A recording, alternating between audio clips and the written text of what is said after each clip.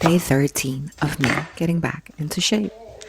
Hydration, amino acids, and then I had a You want big smoothie? protein smoothie. This is like my go to breakfast situation: spinach, pineapple, almond milk, and protein powder. And it's delicious and so easy. And then we had a little tantrum before I put this one in the stroller and went for a long, long walk. I had a Greek yogurt bowl and water and supplements, hydration nation. And then I had a coffee and some apples. And this was dinner: steak, chicken, and a big salad. I couldn't eat everything.